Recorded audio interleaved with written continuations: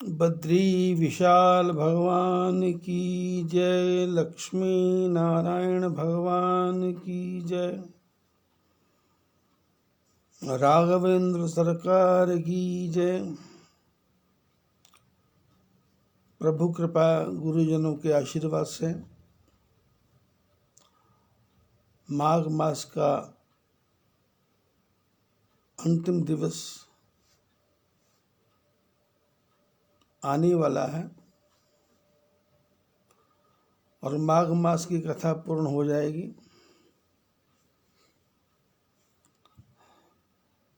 इस सारी कथा का उद्देश्य शोक मोह भ्रम दूर करना है संसार का।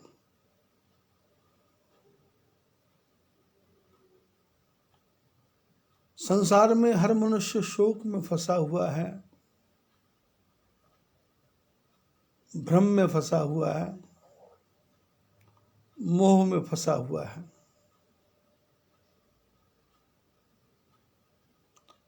जब पार्वती जी ने शंकर भगवान से प्रश्न किया कि राम कवन प्रभु पूछो तो ही, तो शंकर भगवान ने एक शब्द बड़े ही सुंदर ढंग से कहा, क्योंकि पूर्व जन्म में सती के रूप में सती माता ने भगवान के सारे दिव्य रूपों का दर्शन कर लिया,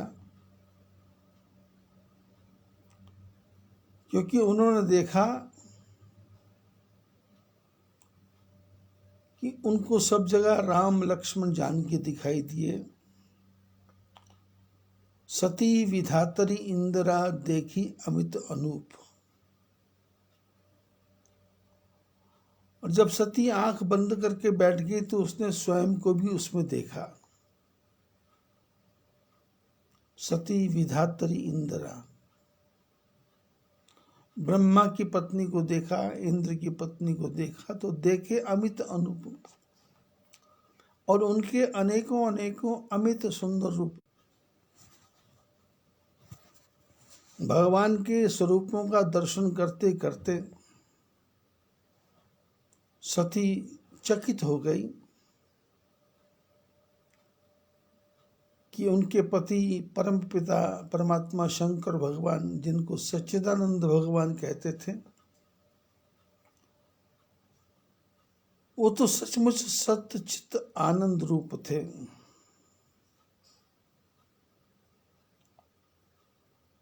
अनेकों ब्रह्मांडों का दर्शन किया। जो परीक्षा देने आई थी, भगवान ने सारी परीक्षाएं दे दी। जो सती चाहती थी वो भी दे दी, जो सती नहीं चाहती थी वो भी दे दी। शंकर भगवान ने जब रामचरित मानस का निर्माण किया तो उस रामचरित मानस को रचि महेश निज मानस राखा, कही सुसमय शिवासन भाखा। रामचरित मानस का निर्माण किया और समय आने पे सती को वो कथा सुनाई। लेकिन हुआ ये कि कथा सुनते सुनते सती समाधि में चली गई, या कि भगवान का रूप उसको ऐसा दिखा, भगवान की कथा उसको ऐसी दिखी कि उसकी स्वयं की समाधि लग गई।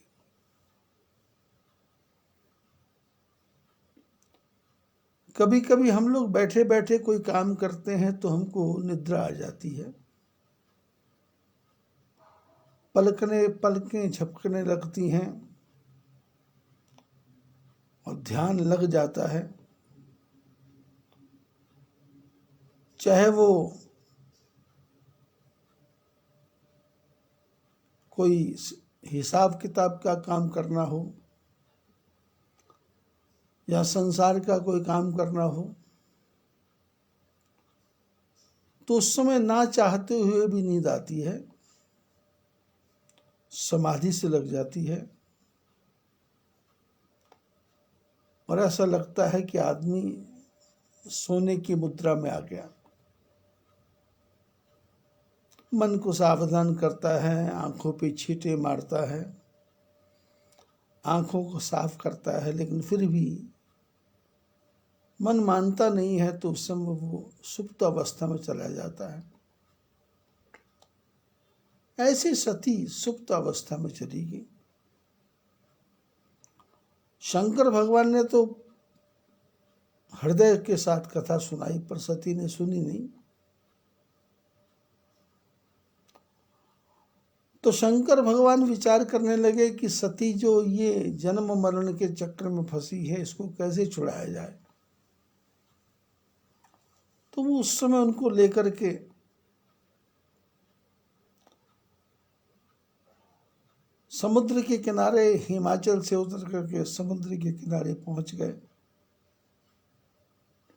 और ऐसे ऋषि के पास गए जिनके पास ऐसी शक्ति थी कि उन्होंने 2.5 अंजुली में सारा ही समुद्र पी लिया।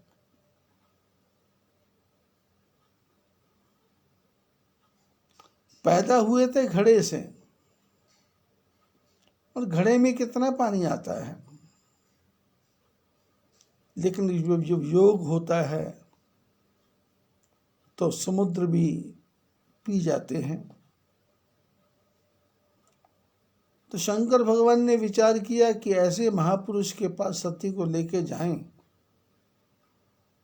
जिनके पास समुद्र को पीने की कला हो, जो सब कुछ आत्मसात कर ले, जो सब कुछ अपने आप में समा ले। तो ऐसा ही महापुरुष कोई होगा जो भगवान को अपने हृदय में स्थापित कर सकता है, स्थिर कर सकता है और भगवान के नाम में डूब सकता है। तो ऐसे महापुरुष के पास में सती को लेके जाएं तो शायद वहां कथा सुन करके, सावधान होकर के कथा सुन करके सती के संसार का सारा भ्रम दूर हो जाए। लेकिन हुआ उल्टा।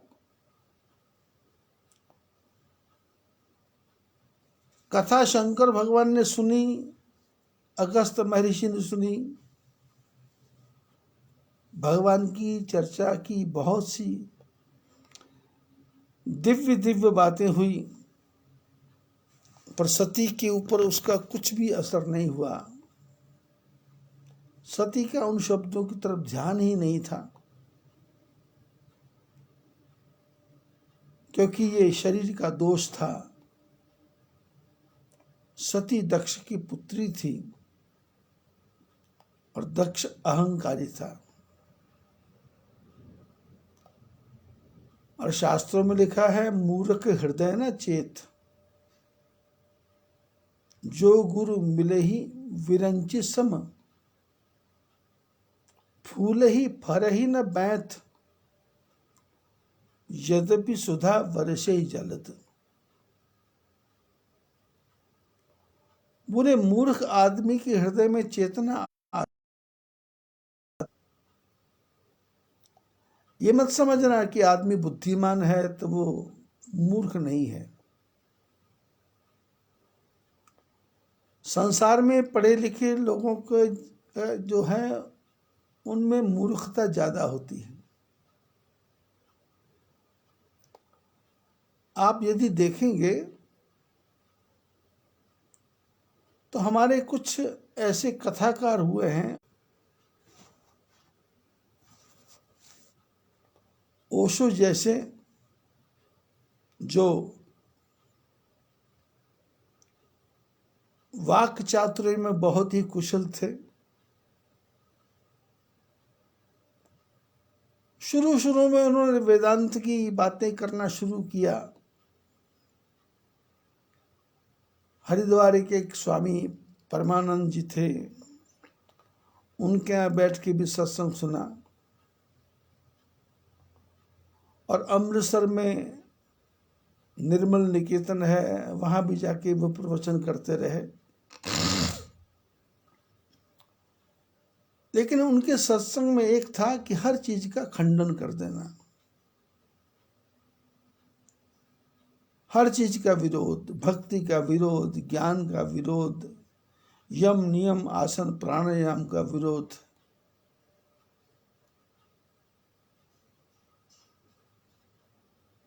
और विरोध करते करते उन्होंने पुस्तकों का निर्माण किया।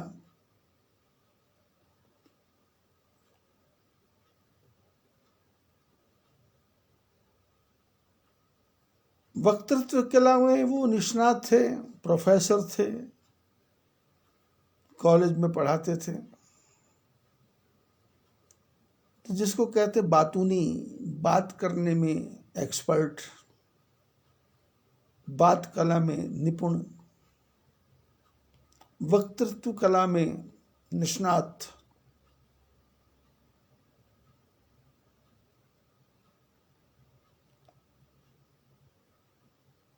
और उनका कोई गुरु भी नहीं था, स्वयं ही गुरु। शिष्यों की फौज खड़ी कर दी।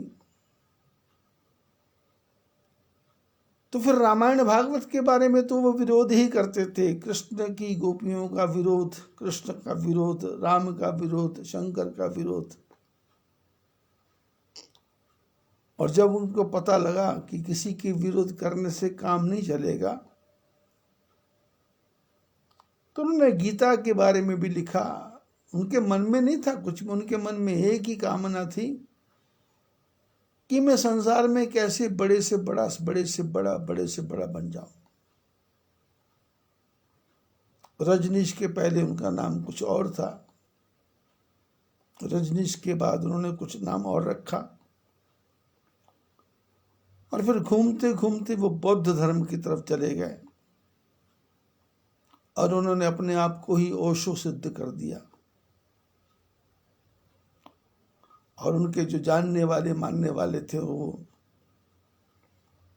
उनके पीछे ऐसे पागल हो गए। ध्यान की अलग अलग पद्धतियां उन्होंने निकाली, नाचना, गाना, मस्ती में झूमना, उच्छृंखल था, पागलपन, बिना सिर पैर की बातें। और कभी वो चाइना के किसी महात्मा की कथा लेके आ जाते, कभी वो किसी सुकरात की, जीसस की, ऐसी ऐसी कथाएं जिनका कोई सिर पैर ही नहीं था। और फिर अंत में वो अयम आत्मा ब्रह्म, अहम ब्रह्मस्मि सोहम की तरफ भाग पड़े। और उनके साथ आप लोग जो देखेंगे तो पति पत्नी लाल कपड़ा पहनते, उनकी माला पहनते।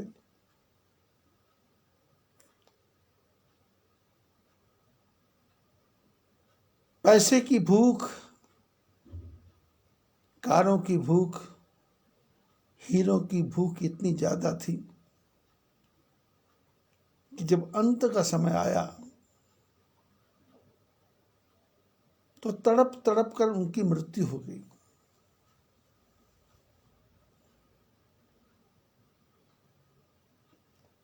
उनके पास कोई परफ्यूम लगा के नहीं जा सकता था, तेल लगा के नहीं जा सकता था। हर प्रवचन का पैसा लगता था। और कितना धन उनके पास था, उस धन के पीछे आज तक झगड़ा चल रहा है। और आजकल एक आप जग्गी महाराज का नाम सुन रहे हैं, उन्होंने भी उसी लाइन को पकड़ा और आजकल वो घुटने की दवा के बारे में बता रहे हैं। पत्नी पति कैसे विषय करें उसके बारे में बता रहे हैं। काम वासना कैसे कम हो इसके बारे में बता रहे, काम वासना में कैसे ज्यादा करना है उसके बारे में बता रहे। कभी वो पागलों की तरह डांस भी करने लग जाते हैं, तुनुक तुनुक तुनुक तुनुक तुनुक तुनुक तुनुक तुनुक तारा तारा, इस ट्यून पे भी नाचने लग जाते हैं।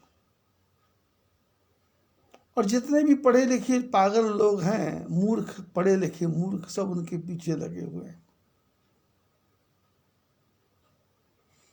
इसी बीच में श्री श्री श्री रविशंकर कर्नाटक से, पता नहीं कहाँ से, बेंगलोर से कहाँ से निकले।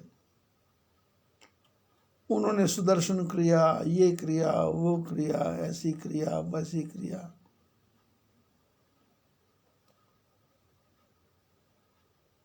फिर होड़ लग गई किस बात की, स्कूल खेलो खोलो, कॉलेज खोलो, औषधालय खोलो, दवाइयां बनाओ, दवाइयां बांटो। यही काम रविशंकर कर रहे हैं। और फिर वो आशाराम बापू आए, उन्होंने भी अपना गुरु मंत्र का सिद्धांत था कि गुरु के शब्द जो है शिष्य के कान में पड़े। उन्होंने विशाल रूप से गुरु मंत्र दे दिया, आसन ले आओ, माला ले आओ, पानी ले आओ, सामान ले आओ, हजारों की संख्या के बीच में बैठ जाओ, गुरु महाराज की जय बोलो। फिर वो अपने शिष्यों के द्वारा मंत्र बांट देते, और मंत्र कोई भी आप ले लो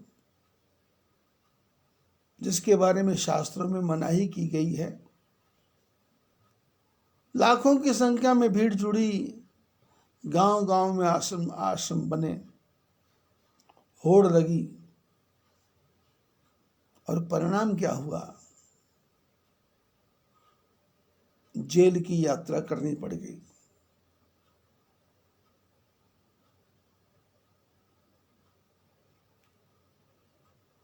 अंत भला सो भला नहीं, अंत बुरा सो बुरा।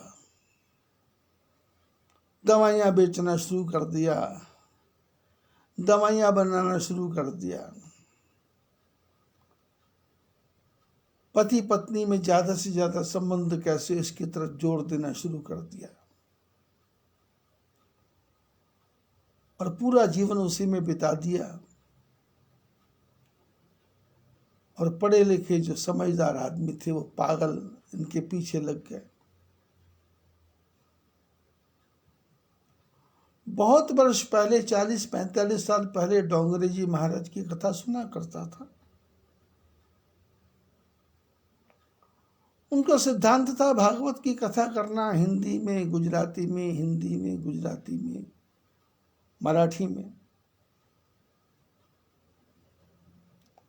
विवाह किया, पत्नी से बनी नहीं, पत्नी पता नहीं कौन से आश्रम में चली गई, लेकिन अंत में वो भी शरीर छोड़ के चले गए। उसके बाद में एक आर्य समाजी हरिद्वार में पैदा हुआ।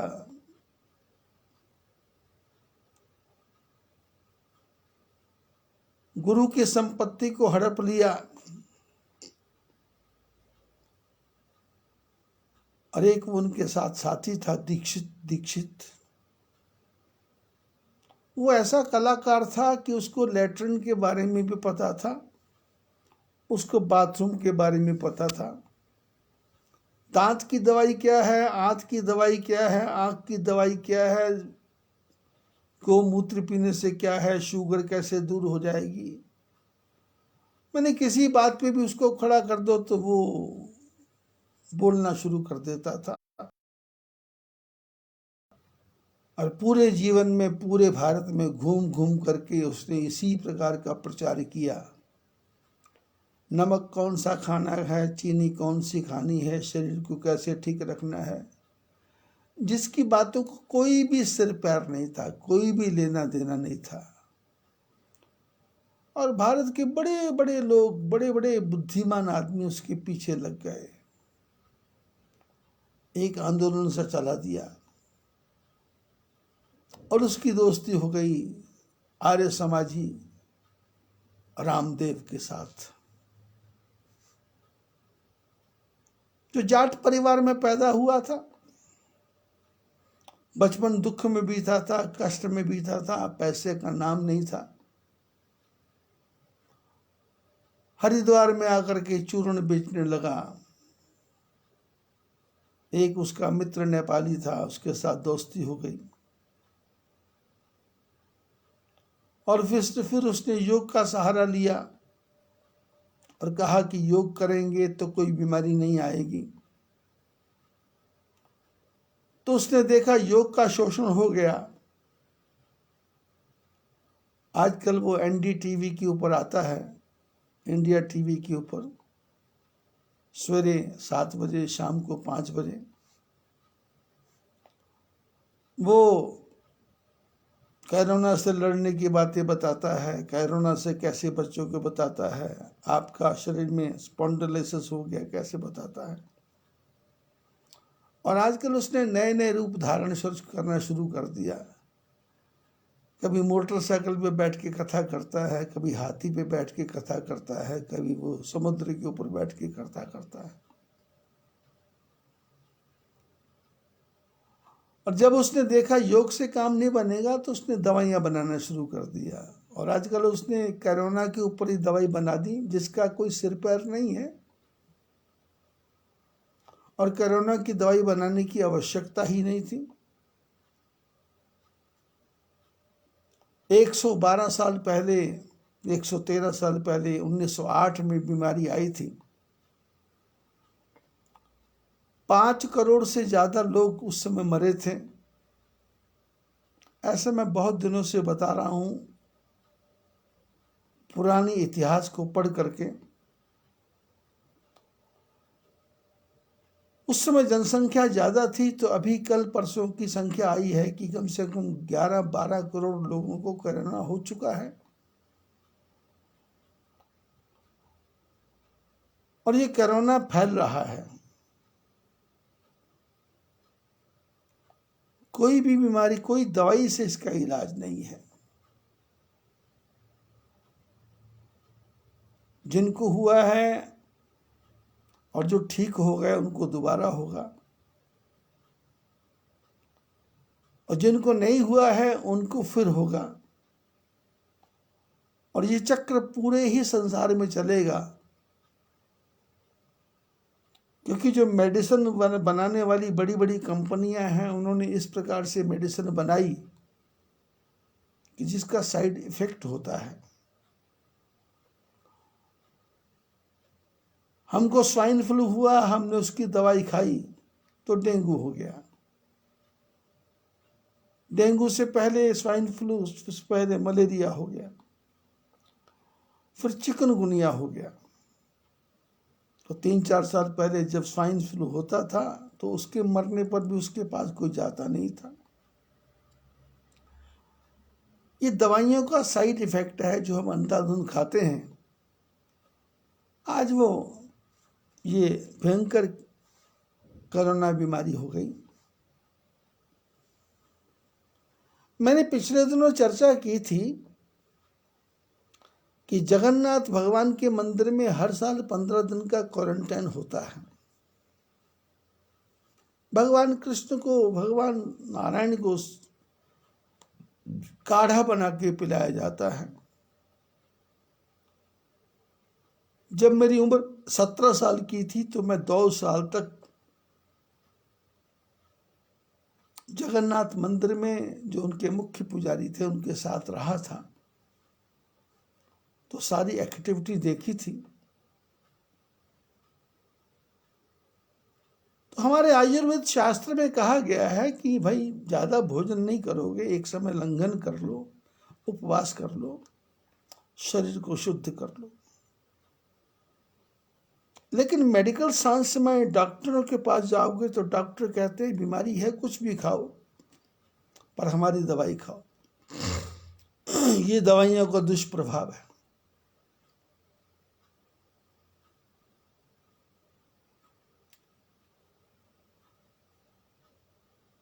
और ये जो रामदेव नाम का आदमी है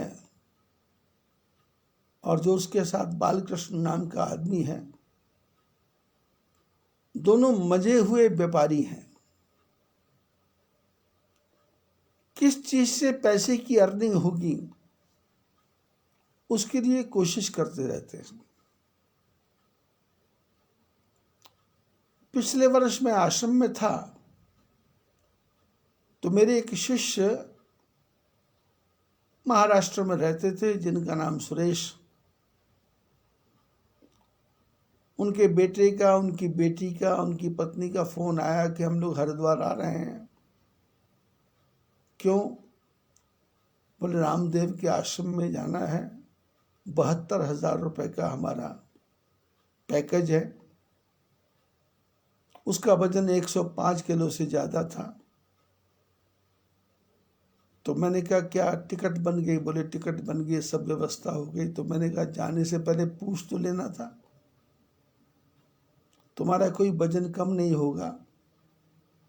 हाँ, तुम्हारे पैसे से रामदेव का पैसा बढ़ जाएगा। आजकल तो रामदेव ने कम से कम सैकड़ों की संख्या में महात्मा भी बना दिए हैं और हमारे सनातन धर्म को मानने वाले पागल, मूर्ख, ज्यादा पढ़े लिखे लोग सब उसके पीछे लगे हुए हैं। उसने दीक्षित का शोषण किया, उसने अपने गुरु का शोषण किया, उसने समाज का शोषण किया और उसके अंदर बचपन की गरीबी को दूर करने का जो जनून चढ़ा हुआ है, 5 लाख करोड़, 10 लाख करोड़, 20 लाख करोड़ विदेशी कंपनियों को भगाओ, और उसको पता नहीं कि विदेशी नहीं, देशी कंपनियां भी परेशान हो रही हैं उससे। लेकिन हमारे आपके जैसे लोग मूर्ख बनते हैं। हम सबके घर में दंत कांति है, हमारे सबके घर में नूडल्स है, हमारे घर सबके घर में उसी का बनाया हुआ आटा आ रहा है, जैसे कुछ भी लेना देना नहीं है।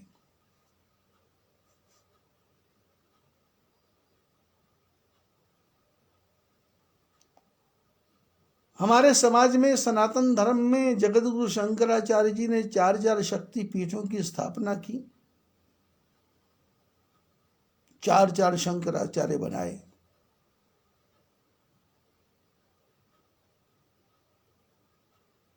जिन शंकराचार्य जी ने दुनिया को बताया था भज गोविंदम भज गोविंदम भज गोविंदम मूढ़मते, अंगम गलितम पलितम मुंडम शिशिरविहीनम जातम तुंडम। अंग गल गए, शरीर खराब हो गया, विषयों के पीछे पड़े पड़े। बोले इनको छोड़ करके भज गोविंदम भज गोविंदम, गोविंदम भज मूढ़मते। पर विधि की विडंबना, माया का जाल कि उनके जो 4 शंकराचार्य हैं उनको संसार में विकृतियां जो हो रही उसके बारे में कुछ पता ही नहीं है।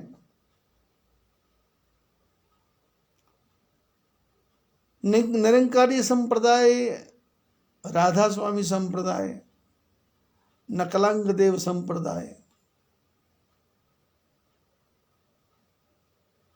जितने लोग उतने ही संप्रदाय बन गई और इन शंकराचार्यों को कोर्ट में केस लड़ने से फुर्सत नहीं है।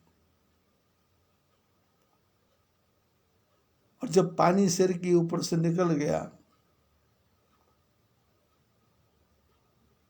आसाराम ने भी क्या किया, जगह जगह जमीनें खरीदी, आश्रम बनाए। राधा स्वामी ने क्या किया, जगह जगह जमीनें खरीदी, आश्रम बनाए। निरंकारियों ने क्या किया, जगह जगह आश्रम खरीदे, जमीनें खरीदी, आश्रम बनाए। और घोषणा क्या करते हैं, हम किसी से एक भी पैसा नहीं लेते। तो बिना पैसे के ये आश्रम कैसे बनता है? व्यास में राधा स्वामी का डेरा है और वहां घोषणा क्या होती है कि शराब छूट जाती है, मांस छूट जाता है। और हिमाचल से लेकर के, पंजाब से लेके, हरियाणा से लेके पूरे विश्व से लोग वहाँ पहुँच रहे हैं। और उनके जो ड्राइवर हैं वो अफीम खाते हैं, शराब पीते हैं। और जो राधा स्वामी के गुरु हैं उन्होंने अपना सारा पैसा दवाइयों में लगा दिया, दवाइयाँ बनाने में लगा दी, विश्व की दवाइयाँ। और मैंने सुना है कि कितने लाख करोड़ का घाटा पड़ गया, सब खत्म हो गया। ज़मीनें खरीदी थी, बेचेंगे, पैसा कमाया जाएगा। लेकिन 2014 के बाद में जब नरेंद्र मोदी की सरकार आई तो ज़मीनों के भाव खत्म हो गए, सबका दिवाला पिट गया। कोई धन निरंकार बोलता है, कोई कुछ बोलता है। हमारे जगत गुरु शंकराचार्य जी को फुर्सत ही नहीं है अपने केस लड़ने से, और जब बात बिगड़ जाती है तो फिर बोलना शुरू करते हैं। अब हालत क्या है? फिल्में बनेगी तो उसमें साईं बाबा का भजन आ जाएगा, घर घर में वही बजाया जाएगा। कीर्तन होगा तो साईं राम साईं राम साईं राम का कीर्तन होगा। और लाखों हिंदू परिवारों, करोड़ों हिंदू परिवारों, सनातन धर्म के परिवारों में यहाँ भी जाके देखोगे तो किसी ना किसी घर में किसी ना किसी रूप में साईं बाबा की मूर्ति दिखाई दे जाएगी। और हालत ये कर दी कि दत्तात्रेय भगवान की मूर्ति के साथ में भी साईं बाबा को जोड़ दिया, कृष्ण भगवान की मूर्ति के साथ भी साईं बाबा को जोड़ दिया, राम के साथ भी साईं बाबा को जोड़ दिया। और मेरे जैसे आदमी भी बचपन से साईं बाबा की कथा ही करते थे, उनकी कथाओं को उदाहरण देते थे। लेकिन हुआ क्या? कुछ नहीं हुआ।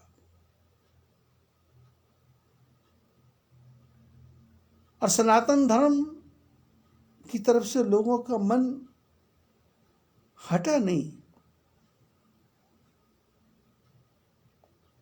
एक प्रकार से अलग धारा में लोग बह गए। और ज्यों-ज्यों समय बीतता जा रहा है, एक से बढ़ के एक गुरु आते जा रहे हैं। और वो गुरु जानते हैं स्कूल खोलो, दुकान खोलो, दवाई बनाओ। आप लोग विचार करेंगे कि मैं इन शब्दों की तरफ क्यों पढ़ रहा हूं। इसमें इन जो लोग हैं इनकी कमी नहीं है, हमारे जगतगुरु शंकराचार्य जी की कमी है। स्वरूपानंद सरस्वती जी के एक शिष्य हैं जो मेरे आश्रम से 10 किलोमीटर नीचे रहते हैं, चमोली में। उनसे कभी भी चर्चा कर लो कि आज का क्या प्रोग्राम है, बोले कोर्ट में जाना है। आज का क्या प्रोग्राम, बोले कोर्ट में जाना। आज का क्या प्रोग्राम, बोले कोर्ट में जाना है। जब भी चमोली जाओ किसी काम से तो उनको किसी न किसी दुकान पे बैठे देखेंगे, जटा बढ़ा रखी है। और चमोली में हर आदमी उनके बारे में जानता है क्या नहीं है। मैं इन सब की बुराई नहीं कर रहा।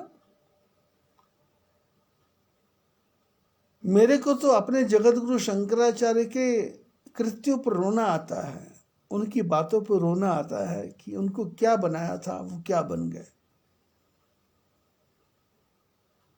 निश्चलानंद सरस्वती हैं दक्षिण में, वो आजकल कंप्यूटर पे ही काम कर रहे हैं। जब भी बात करो बोले मैंने इतने शास्त्र लिख दिए, इतने शास्त्र लिख दिए, इतने शास्त्र लिख दिए। अरे भाई कुछ भी शास्त्र लिखने की जरूरत नहीं थी, इतने शास्त्र हैं, उनका प्रचार प्रसार ही करते रहते। एक काची काम कोटि के शंकराचार्य हैं, वो तो चले गए। उनके शिष्य घर घर जाकर के पूजा करवाने में लगे हुए हैं, पैसा इकट्ठा करवाने में लगे हुए।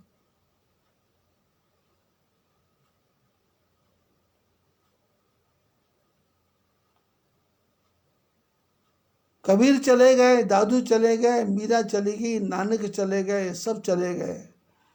लेकिन उनके जो मानने वाले थे उन्होंने उनको भगवान सिद्ध कर दिया और भगवान सिद्ध करके अपनी दुकानें चलाने लग गए।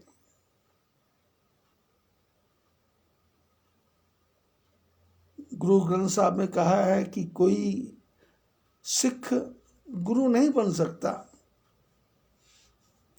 लेकिन मैंने हजारों की संख्या में ऐसे देखे हैं सिख जो सिर भी हिलाते हैं,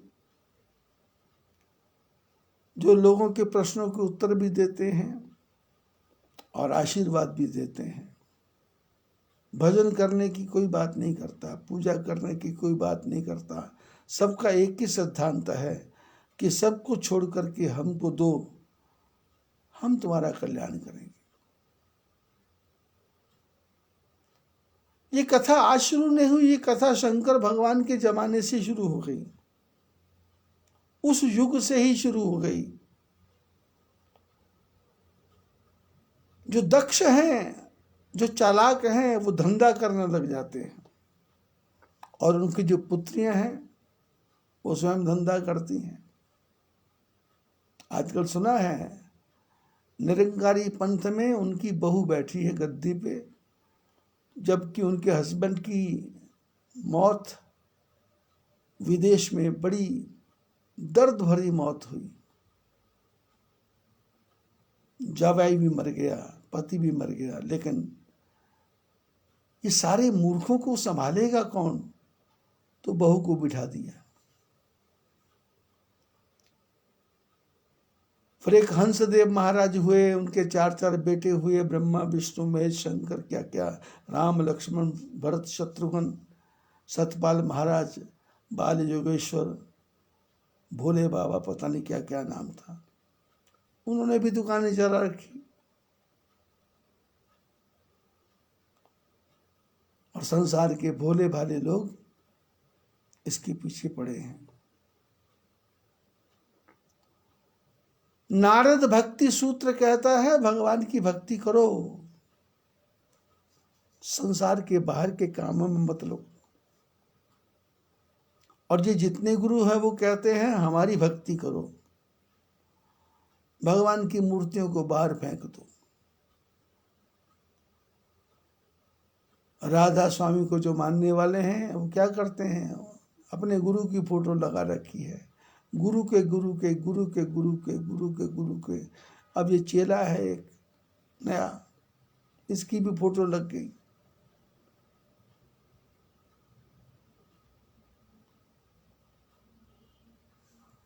फिर गुना में चले जाएंगे आनंदपुर, तो उनसे बात करेंगे तो बोलेंगे 5वीं पातशाही, 10वीं पातशाही, 10वीं पातशाही, 100वीं पातशाही। पातशाही बनाना मुश्किल नहीं है, लेकिन भजन की तरफ लोगों को लगाना है। शंकर भगवान का सारा जीवन बीत गया पार्वती को, सती को ज्ञान देने में, लेकिन सती के मन में नहीं आया। अगस्त में ऋषि के आश्रम में ले गए, वहां भी कथा नहीं सुनी। तो शंकर भगवान ने भगवान से प्रार्थना की, प्रभु ये जीवन दिया है तुमने, संभालोगे तुम, अब आप ही संभाल सकते हो। और ऐसा एक चमत्कार हुआ।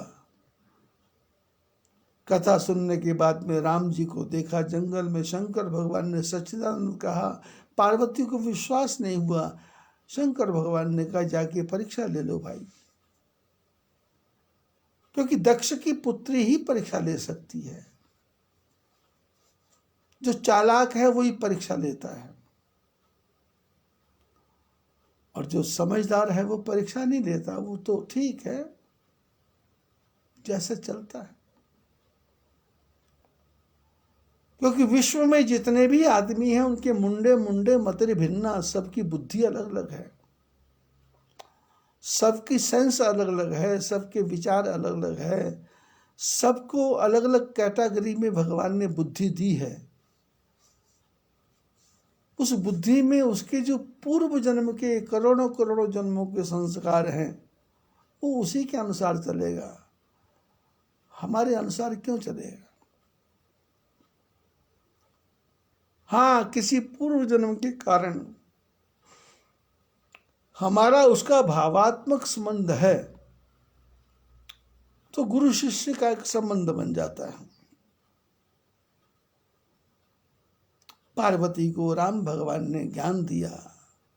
ज्ञान क्या दिया? चमत्कार किया। चमत्कार क्या? परीक्षा दी। पार्वती की इच्छा थी, पर इच्छा, पार्वती की पर इच्छा थी, मैं परीक्षा मेरी इच्छा के अनुसार देखूं। तो राम जी ने कहा तेरी इच्छा के अनुसार ही हो जाएगा। क्या देखना चाहती? शंकर जी ने कहा सच्चिदानंद, तो भगवान ने कहा ये लो सच्चिदानंद।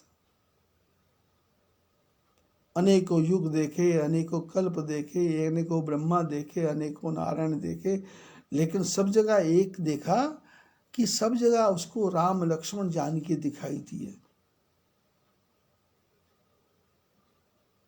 परीक्षा पूरी हो गई।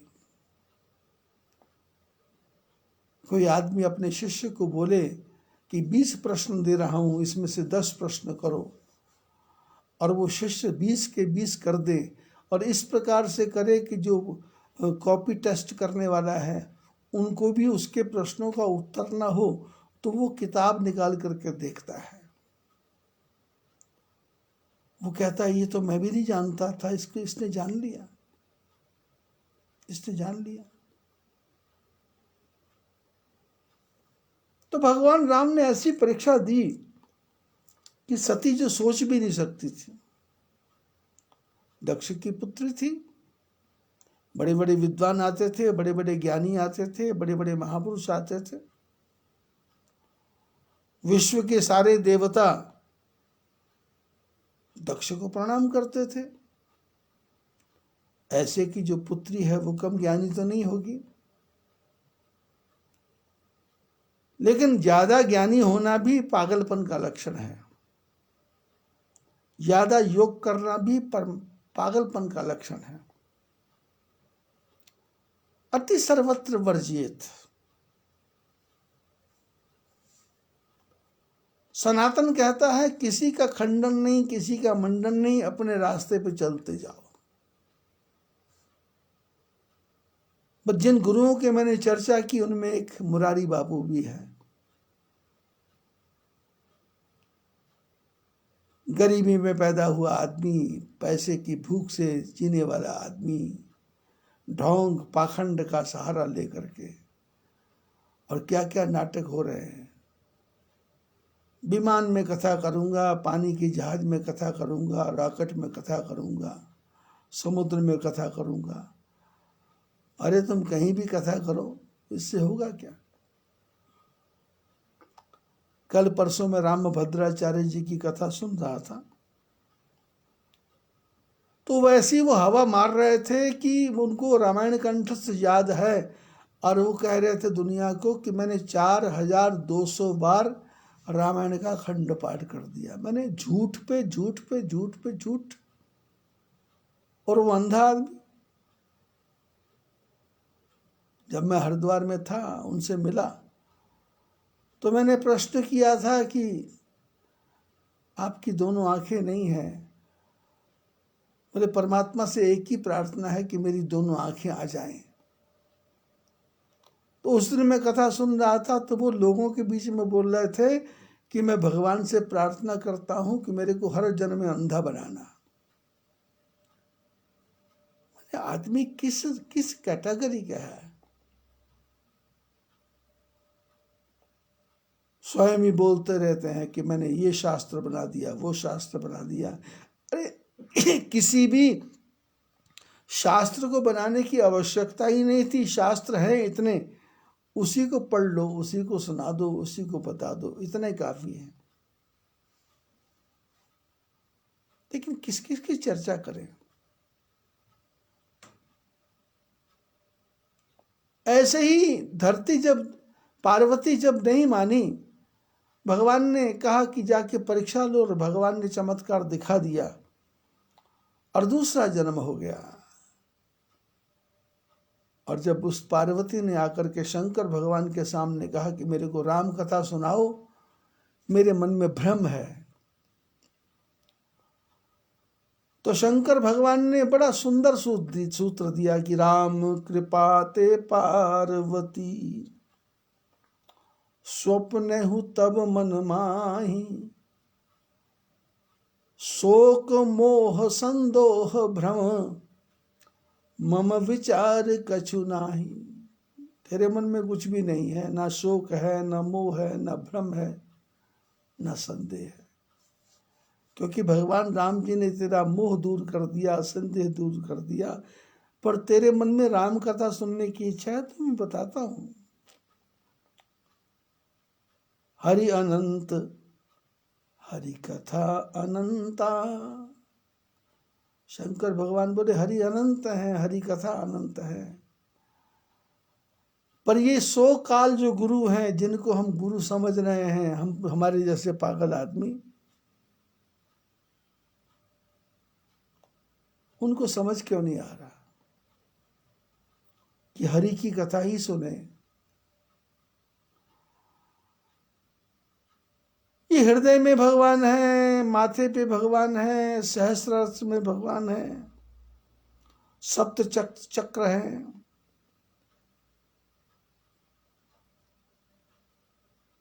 ये फालतू की बातों में क्यों पड़ना। सीधा सीधा किसी गुरु महाराज से, किसी संत से, किसी ज्ञानी से गुरु मंत्र लो और उस मंत्र का जप करो, और उस गुरु के पीछे पड़ने की तो आवश्यकता ही नहीं है, क्योंकि जिसने गुरु मंत्र दिया उसके गुरु ने उसको मंत्र दिया कि इस मंत्र का प्रचार करो। पर ये तरह तरह के जो महात्मा हैं,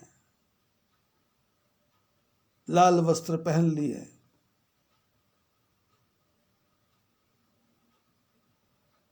मैं जब रुद्रपुर में था आज से 20-22 साल पहले, तो वहां पर एक ब्राह्मण देवता थे जो नैनीताल में आसाराम के साथ रहे थे। तो वो उनकी बुराइयों के बारे में बहुत बताया करते थे। तो मैंने कहा आप? बोले मैं उनके साथ रहा हूं, सब पोल पट्टी जानता हूं। अफीम खाता है, अफीम खाता है, उसका कोई गुरु भी नहीं है। पंजाब में चले जाएंगे, जगह जगह जगह जगह देवा जी बैठे हैं, माता की चौकी देने वाले बैठे हैं, और दुनिया पागल होकर जा रही है। गुजरात में जाएंगे तो बुआ जी बैठे हैं, सिर हिला रहे हैं, लोग अपने कष्ट लेके जा रहे हैं। जबकि शास्त्रों ने कहा गुरु के नाम का सहारा लो, गुरु मंत्र का सहारा लो, आपके सारे संकट दूर हो जाएंगे। दूसरों का दुखड़ा दूर करने वाले, तेरे दुख दूर करेंगे राम। किए जा तू जग में भलाई के काम, तेरे दुख दूर करेंगे राम। जो दूसरों का दुखड़ा दूर कर रहे हैं वो स्वयं ही दुखी है। 20-20 बीमारियां हैं, 20-20 कष्ट है, 20-20 परेशानियां हैं, 20-20 झंझट है। आप यदि भारत के सारे आश्रमों में घूम के देखें तो किसी गुरु के पास में उनका शिष्य टिकता ही नहीं है। गद्दियां बन गई, उस गद्दी पे कौन बैठेगा? भाई भतीजा भांजा इनको लाला के बिठा रहे हैं, और वो क्या कर रहा है? संसार के सारे कुकर्म कर रहा है। जब तुम्हारे पास तुम्हारा शिष्य ही नहीं टिकता तो तुम्हारे पास भगवान कहां से टिकेगा? तुम दुनिया को गुरु मंत्र बांट रहे हो और दुनिया को बोलते तुम्हारे सारे दुख दूर हो जाएंगे, पर तुम्हारे आश्रम में दुख पड़ा हुआ है, तुम्हारी गद्दी को संभालने वाला तुम्हारे पास कोई शिष्य ही नहीं है, तो किसके दुख को दूर कर रहे हो?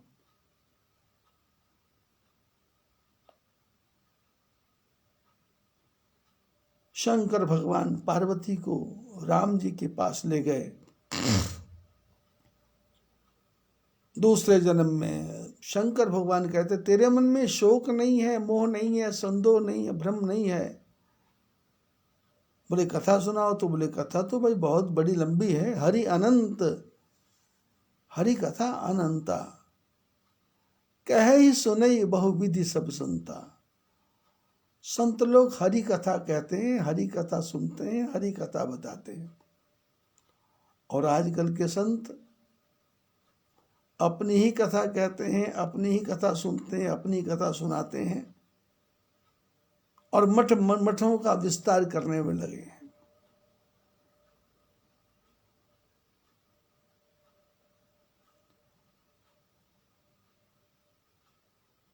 पंद्रह 16 साल की उम्र में मैंने एक कथा सुनी थी अपने गुरु महाराज के मुंह से कि ज्यादा मंदिर नहीं बनने चाहिए, पूरे शहर में एक ही मंदिर होना चाहिए, वो भी शहर से बाहर।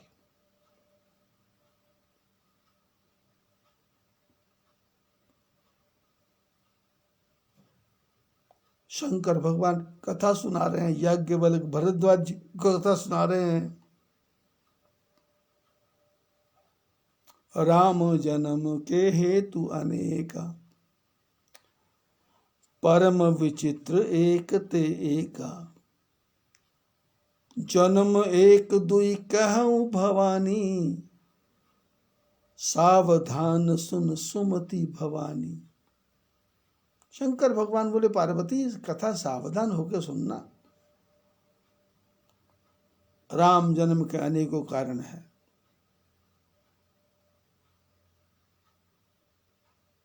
भरद्वाज जी को याज्ञवल्क्य कथा सुना रहे हैं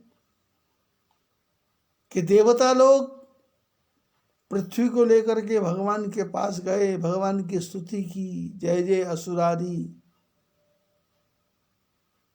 प्रणतपाल भगवंता गोदिज हितकारी।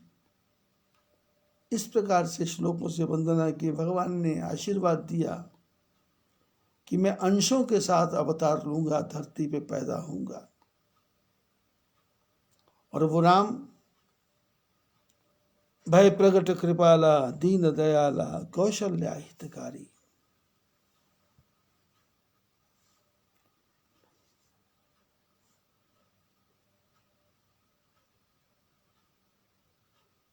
दशरथ के मन में गलानी हो गई। एक बार दशरथ मन मानी, माही भय गलानी मोरे सुत नाही। दशरथ के मन में गलानी हुई, मेरे पुत्र नहीं है तो कहाँ जाऊं, किसको बोलूं। तो ध्यान आया गुरु महाराज का। गुरु महाराज कैसे? वशिष्ठ जैसे, विश्वामित्र जैसे भी नहीं, वशिष्ठ जैसे, परशुराम जैसे भी नहीं, वशिष्ठ जैसे। वैसे तो शास्त्रों में, महापुरुषों में कहा है गुरु गुरु सब एक हैं, आप आपने धाम। आपने जिससे गुरु मंत्र ले लिया वो गुरु अपने आप में ही सर्वश्रेष्ठ हैं, अपने अपने धाम में सर्वश्रेष्ठ हैं। उनके मंत्र को लो, जप करो।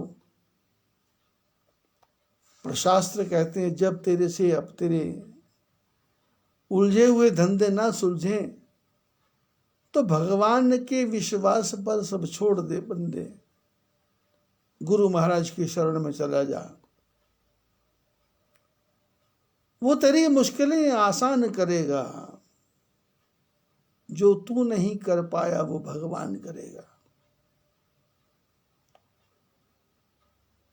दशरथ वशिष्ठ महाराज के पास गए। निज सुख दुख सब गुरु ही सुनावा। अपना दुख सुख सुनाया।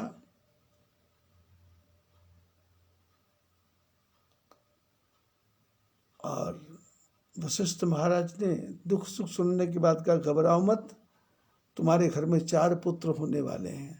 धरहु धीर होई हैं सुतचारी, त्रिभुवन विदित भगत भयहारी। भगतों के भय को दूर करने वाले तुम्हारे 4 पुत्र होंगे। श्रृंगी ऋषि को बुलाया, पुत्र कामेष्टि यज्ञ करवाया। यज्ञ भगवान प्रकट हुए और प्रसाद दिया, प्रसाद बांटा। रानियां गर्भवती हुई और सारे देवता आए। भगवान के पैदा होने का समय 9वीं तिथि मधुमास पुनीता, शुक्ल पक्ष अविजित हरिप्रीता, मध्य दिवस अति शीत न घामा, पावन काल लोक विश्राम। 9वीं तिथि आ गई, मध्य दिवस आ गया। न सर्दी है, न गर्मी है, न बरसात है, शांत वातावरण है। शीतल मंद सुरभि बहबाऊ, शीतल मंद सुगंध पवन बहने लग गई। देवता आकर के स्तुति करके चले गए और कौशल्या के माता के गर्भ में जो भगवान बैठे थे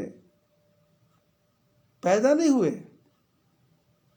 भय प्रगट कृपाला दीन दयाला कौशल्या हितकारी, हर्षित महतारी मुनि मनहारी अद्भुत रूप विचारी। लोचन अभिरामा तनु घन श्यामा निज आयुध भुजचारी, भूषण बनमाला नयन विशाला शोभा सिंधु खरारी।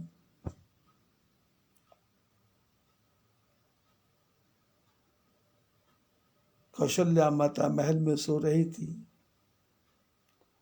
घर के सब लोग काम काज कर रहे थे तो कौशल्या ने क्या देखा, घर के एक कोने में नीला नीला प्रकाश हुआ। नील सरोरुह नीलमणि नील नील धर श्याम,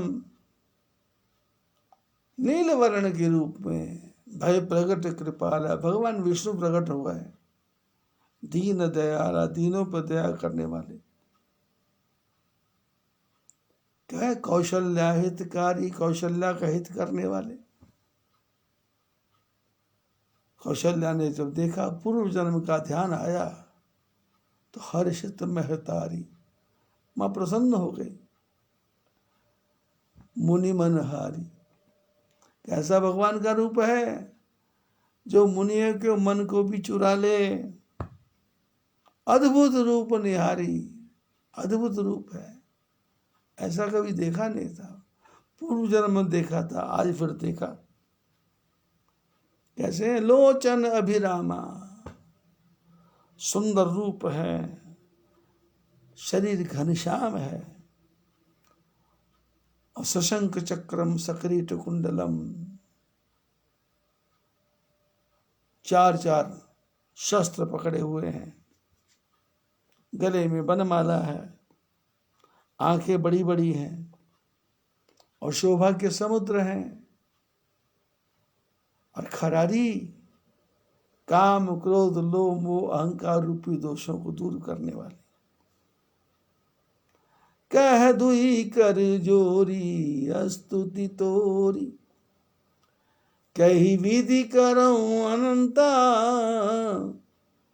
माया गुण ज्ञान अतीत अमान, वेद पुराण भनंता,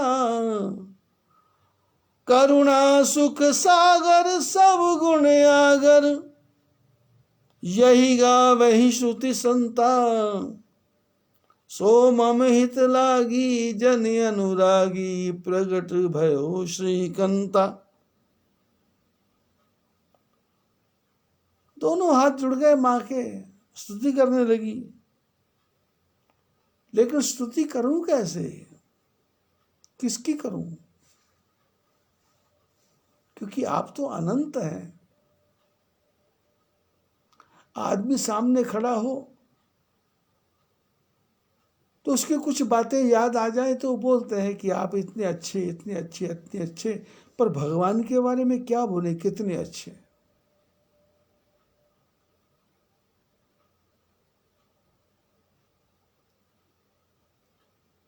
हाथी को भी जो खिलाता है, पेड़ों का भी जो पोषण करता है, सारी सृष्टि को घुमाता, उसकी मैं स्तुति कैसे करूं? कैसे हो आप? माया से परे हो, गुण से परे हो और ज्ञान से भी परे हो। भगवान क्या है? माया से परे, गुण से परे, ज्ञान से परे। अमाना वेद पुराण भनंता, वेद पुराण ऐसा कहते हैं, नहीं स्तुति हो सकती, नहीं स्तुति हो सकती। भगवान क्या है? करुणा के सागर हैं, सुख के सागर हैं और सारे गुणों के भंडार हैं। वेद यही गा वही श्रुति संता, श्रुतियां भी गाती हैं, संत भी गाते हैं। भगवान का पार नहीं पाया जा सकता भाई। सो मम हित लागी जन अनुरागी भयो प्रगट श्रीकंता। ऐसे परमात्मा मेरे ऊपर कृपा करके पैदा हुए हैं अपने जन के प्यार के लिए। भयो प्रगट श्रीकंता, आप लक्ष्मी के पति हैं, मैं आपको पहचान गई। और आप क्या हैं? ब्रह्मांड निकाया निर्मित माया, रोम रोम प्रतिवेद कहे। इस सारा ब्रह्मांड बनता है, निर्माण होता है आपकी माया से। ब्रह्मांड बनता है आपकी माया से। कितना ब्रह्मांड? जितने आपके रोम हैं उतने ही ब्रह्मांड है। आपके एक एक रोम में ब्रह्मांड है, एक एक रोम में ब्रह्मांड है, एक एक रोम में ब्रह्मांड है। ब्रह्मांड निकाया, आपका एक रोया ब्रह्मांड को बना देगा।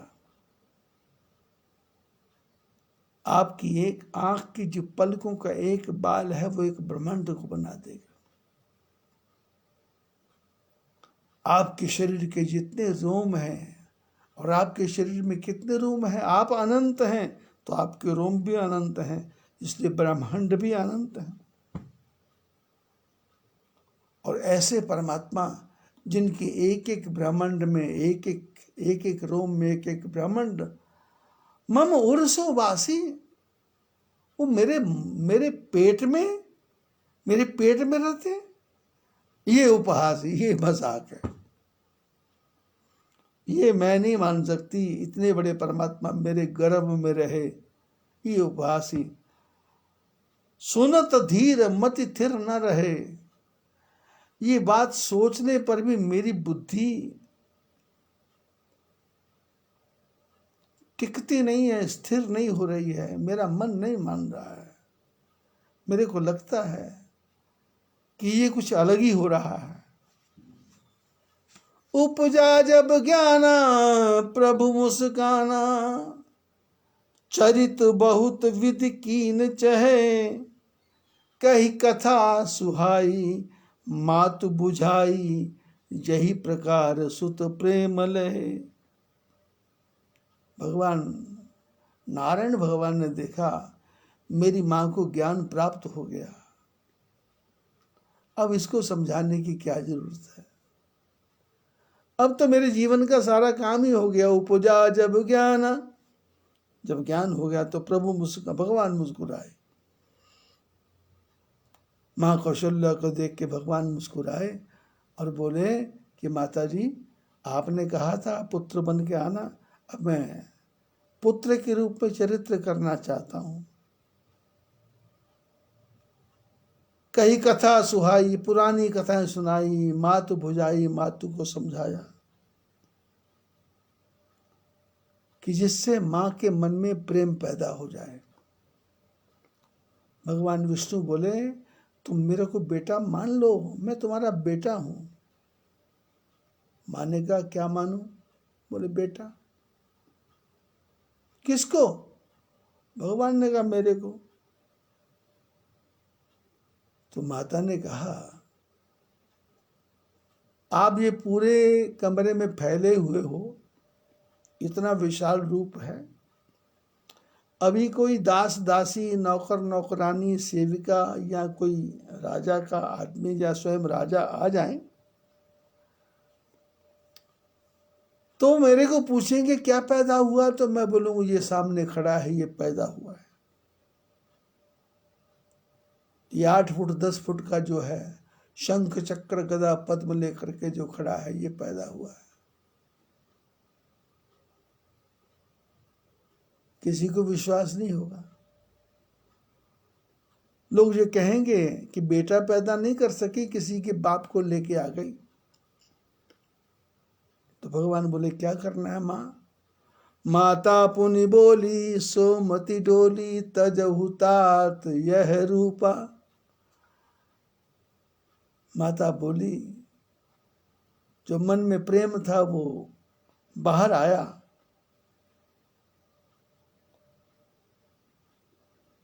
बोले ऐसा करो, ये 9-10 फुट का रूप तुमने बनाया है, इसको छोड़ो। बोले इसको छोड़ के क्या करूं? बोले छोटा बच्चा बन के मेरे पलंग पे आ जाओ। कीजे शिशु लीला अति प्रियशीला यह सुख परम अनूपा। मैंने आपकी भक्ति, इतने लंबे चौड़े पुत्र हो ऐसे नहीं कि, मैंने तो कहा बेटा बन के आओ, और बेटा बन के गोदी में खिलाऊं, दूध पिलाऊं, तुमको नचाऊं, तू मेरे को नचाए, तू भागे मैं भागूं, मैं भागूं तू भागे। अभी 3-4 दिन पहले हमारे आश्रम में देवघर से परिवार आया था।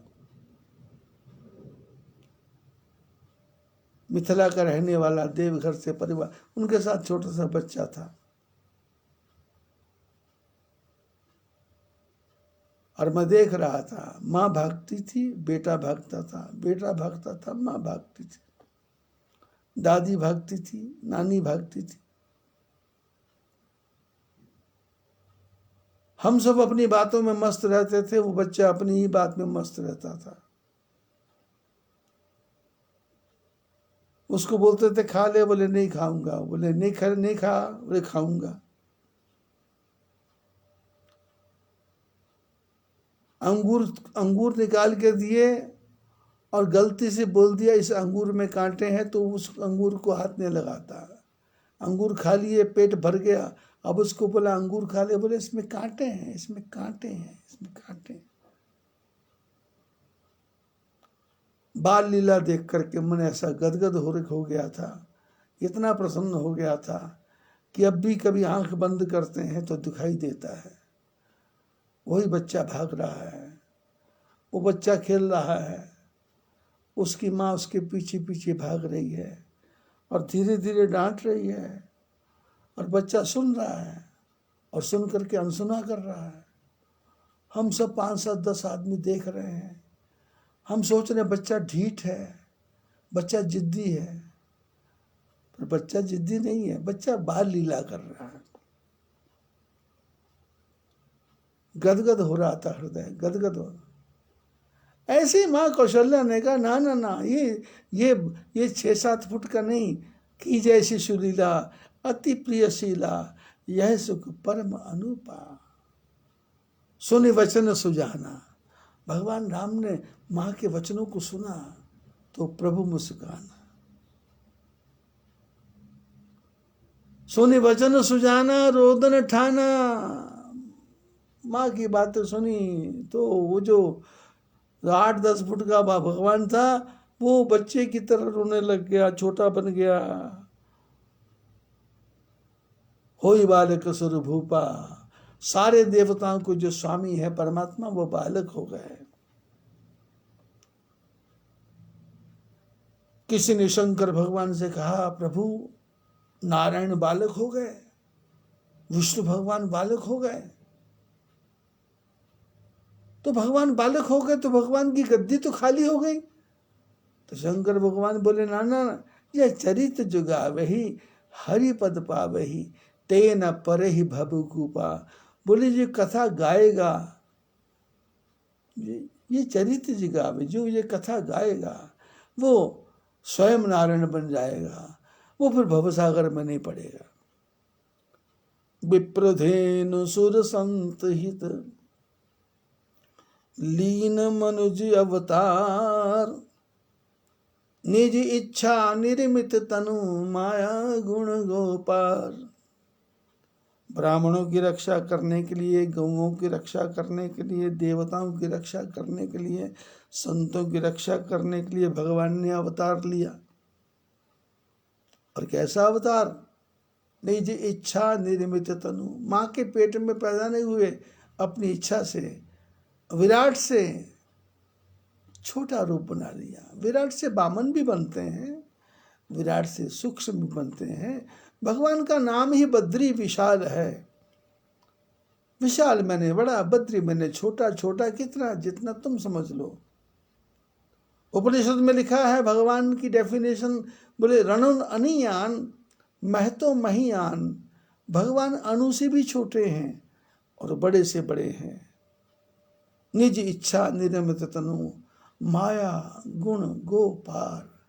जो माया से परे हैं, जो गुणों से परे हैं, जो इंद्रियों से परे हैं, ऐसे परमात्मा प्रकट हो गए।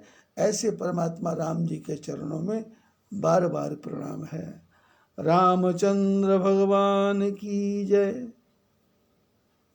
जय बद्री विशाल।